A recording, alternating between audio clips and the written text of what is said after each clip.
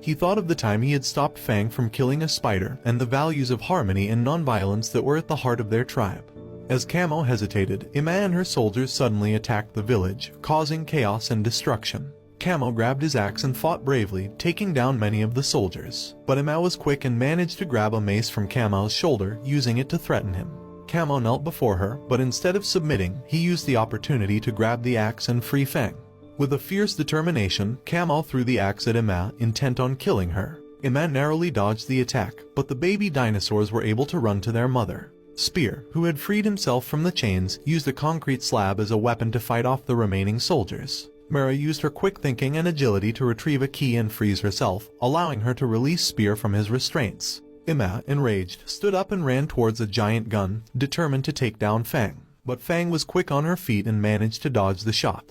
Ima then grabbed a spear gun and aimed it at Fang, but Spair pushed the weapon away just in time. The two engaged in a fierce fight, while Mira and Fang took on the soldiers. Camo, in the meantime, had run to a room and discovered that his people were being forced to move the ship using giant paddles. As he watched in horror, an arrow hit one of the baby dinosaurs. Mira, filled with determination and love for her fellow creatures, grabbed the arrow and jumped off the ship, with Spair and Fang following closely behind. Ima screamed in frustration as they escaped.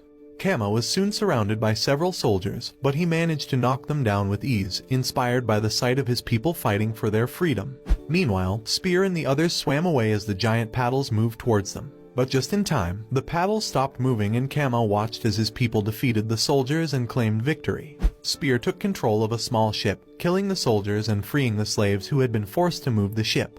Ima, still intent on causing harm, walked towards the stairs, but was met with resistance as the giant Africans emerged and attacked her and her soldiers. Camo approached her, undaunted by her attempts to fight him off. He easily picked her up and, with a fierce determination, threw her off the side of the ship. Ima fell onto Spair's ship below and died upon impact. Spair and Mira looked up to see Camo, relieved and happy to be reunited with his daughter. As the night fell and their ship sailed away, Amal tended to Camo's wounds and the two watched as the chief, in the distance, walked on water as he continued his search for Spair and Fang. A young Spair stood by his side, watching as his father began to paint on a wall.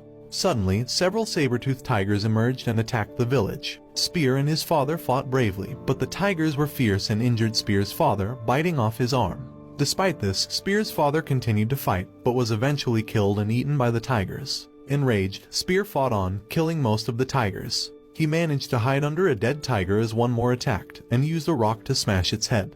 In a fit of anger, he continued to smash its head until it was lifeless. As he stopped, the townspeople